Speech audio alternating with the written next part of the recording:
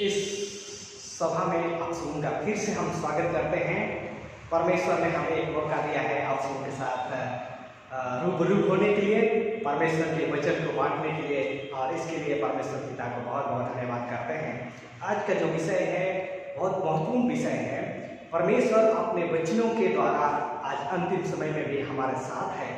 आज का जो विषय है प्रकाश, और इसमें परमेश्वर प्रकाशित किया गया है ज्योति, और इसमें परमेश्वर प्रकाशित किया है जिसके विषय में आज हम इस समय परमेश्वर का वचन को सीखेंगे।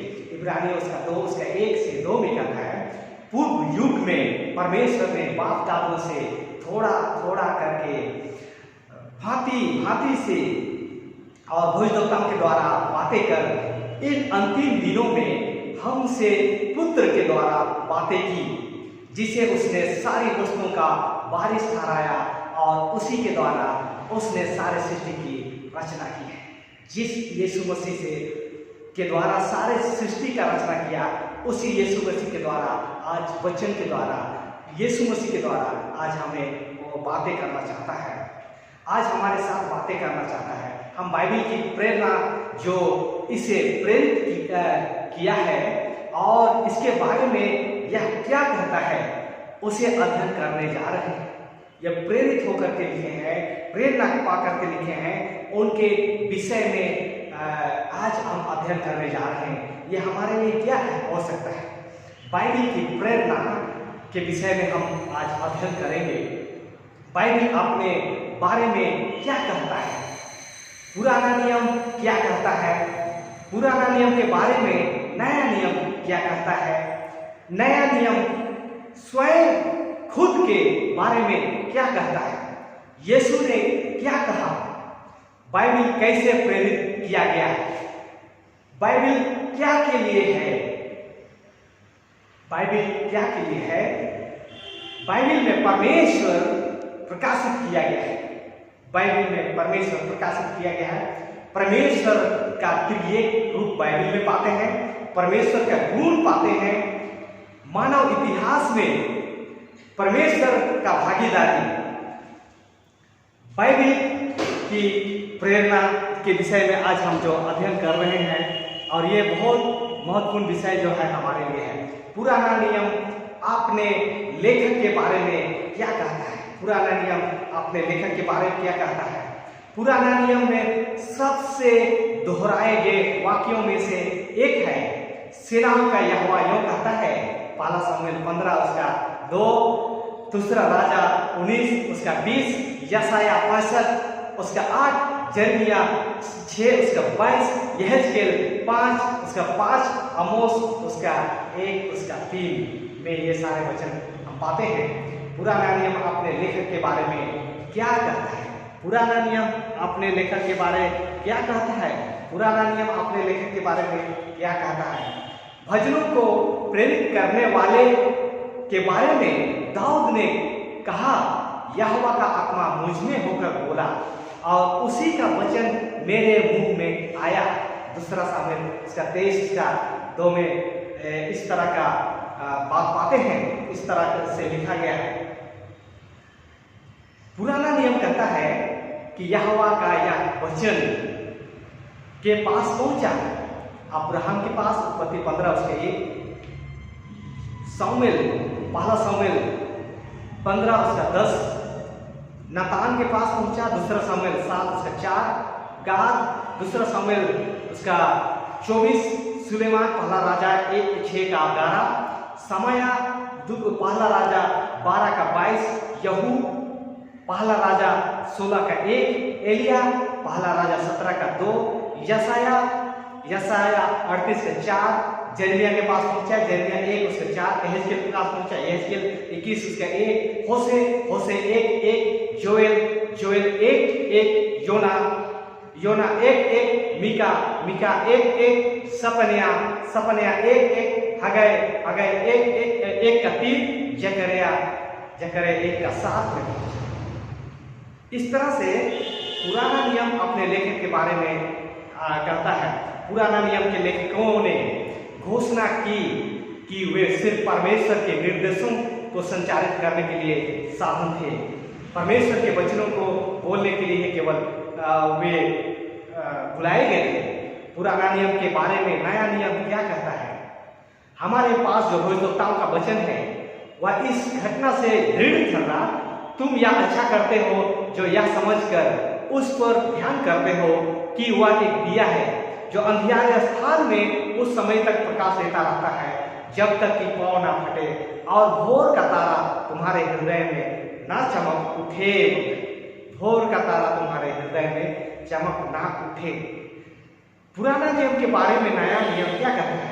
पर पहले यह जान लो कि पवित्र शास्त्र की कोई भी भविष्यवाणी किसी के अपने ही विचारधारा के आधार पर पूर्ण नहीं होती, क्योंकि कोई भी भविष्यवाणी मनुष्य की इच्छा से कभी नहीं हुई, पर भक्त जन पवित्र आत्मा के द्वारा उठाए जाकर परमेश्वर की ओर से बोलते थे। परमेश्वर की ओर से बोलते थे। जब पतरस पवित्र शास्त्र शब्द का उपयोग करता है तो वह परमेश्वर के वचन के बारे में बात कर रहा है जिसे यहूदी लोगों ने पुराना नियम के द्वारा स्वीकार किया था। पौलुस ने घोषणा किया कि हर एक पवित्र शास्त्र परमेश्वर की प्रेरणा से रचा गया है। दूसरा तीमुथी 3:16। बाइबल की प्रेरणा, नया नियम अपने बारे में क्या कहता है? प्रेरित पौलुस ने लूका 10:7 के यीशु के वचनों को पवित्र शास्त्र के रूप में प्रस्तुत किया, क्योंकि पवित्र शास्त्र कहता है दावने वाले बैल का मुंह ना बांधना, क्योंकि मजदूर अपने मजदूरी का हकदार है। पहला तीमुथी 5:18 में ये वचन पाते हैं। नया नियम अपने बारे में क्या कहता है? प्रेरित पतरस ने पौलुस के लेखों का पेश किया जैसे वे पुराना नियम के रूप में प्रेरित था, और हमारे प्रभु के धीरज को उधार समझो, जैसे हमारे प्रिय भाई पौलुस ने भी उस ज्ञान के अनुसार जो उसे मिला तुम्हें लिखा है, वैसे ही उसने अपनी सब पत्रियों में भी इन बातों की चर्चा की है। जिनमें कुछ बातें ऐसी हैं जिनका समझना कठिन है, और अनपढ़ और चंचल लोग उनके अर्थों को भी पवित्र शास्त्र की अन्य बातों की तरह खींच तान कर अपने ही नाश का कारण बनाते हैं। आज बहुत सारे लोग अनपढ़ लोग हैं, बहुत सारे लोग हैं जो आज परमेश्वर के वचन को खींच तान करके अपना ही नाश का कारण बनाते हैं। यीशु पवित्र शास्त्र के बारे में क्या सोचता है? क्या सोचता है? उन्होंने परीक्षा को अस्वीकार करने के लिए उनका इस्तेमाल किया। मत्ती 4, 7 और 10 में हम पाते हैं शैतान के साथ परीक्षा में और शैतान के द्वारा जो वचन बोला गया था उसको अस्वीकार किया गया। आज बहुत सारे शैतान के लोग हैं जो परमेश्वर के वचन को शैतान की ओर से बोलते हैं। उन्हें सच्चाई की रक्षा करने के लिए इस्तेमाल किया। मत्ती 22:41-46। उन्होंने उन्हें अपने दुश्मनों से बचाव के लिए इस्तेमाल किया। यूहन्ना 10:34-35। यूहन्ना 10:34-35। यीशु पवित्र शास्त्र के बारे में क्या सोचता है? क्या सोचता है? उन्होंने लोगों से उनका अध्ययन करने का आग्रह किया। यूहन्ना 5:39। उन्होंने कहा कि उनके सेवकाई के बारे में उनमें प्रकाशित किए गए हैं। लूका 24:27 में हम पाते हैं। बाइबल की प्रेरणा, बाइबल कैसे प्रेरित किया गया? बाइबल प्रेरितों द्वारा लिखी गई है, लेकिन यह परमेश्वर के विचार और अभिव्यक्ति का तरीका नहीं है। यह मानवता का है। एक लेखक के रूप में परमेश्वर का प्रतिनिधित्व नहीं किया गया है।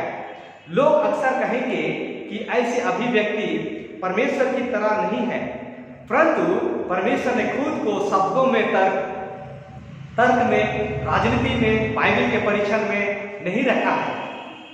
बाइबल के लेखक परमेश्वर की कलम थे। ना कि उनकी कलम। विभिन्न लेखकों को देखें, बाइबल कैसे प्रेरित किया गया है। बाइबल के सब प्रेरित नहीं हैं, लेकिन परमेश्वर के भक्त प्रेरित थे। मनुष्य के शब्दों या अभिव्यक्तियों ने, बल्कि मनुष्य प्रेरित थे जो पवित्र आत्मा के प्रभाव में विचारों से प्रभावित हुए हैं। लेकिन शब्दों को व्यक्तिगत दिमाग का प्रभाव मिलता है। दिव्य दिमाग फैल गया है। दिव्य दिमाग और इच्छा मानव मस्तिष्क के साथ मिलकर बन गई है। इस प्रकार मनुष्य के वचन परमेश्वर के शब्द थे। मनुष्य के वचन परमेश्वर के शब्द थे। बाइबल क्या के लिए लाभदायक है? संपूर्ण पवित्र शास्त्र परमेश्वर की प्रेरणा से रचा गया है और उपदेश और समझाने और सुधारने और धार्मिकता की शिक्षा के लिए लाभदायक है, ताकि परमेश्वर का जनसिक बने और हर एक भले काम के लिए तत्पर हो जाए। दूसरा तिमुथी उसका 3 उसका 16 में हम पाते हैं। ये दूसरा तिमुथी उसका 3 उसका 16 में परमेश्वर बाइबल में प्रकाशित किया गया है। परमेश्वर का त्रिएक रूप, परमेश्वर का त्रिएक रूप देखिए व्यवस्था वर्णन 6 उसका 4 में।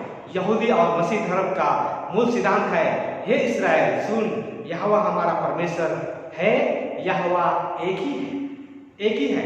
हम मनुष्य को अपने उत्पत्ति अपने स्वरूप में बनाएंगे और उस समय हम का प्रयोग करते हैं। वचन कहता है हम मने उसमें त्रिएक ईश्वर है। उत्पत्ति उसका 1:26 में हम पाते हैं हम में से एक के समान होंगे। जब पाप करने के बाद मनुष्य को परमेश्वर कहता है हम में से एक के समान हो गए हैं। इसलिए आओ हम उत्तर के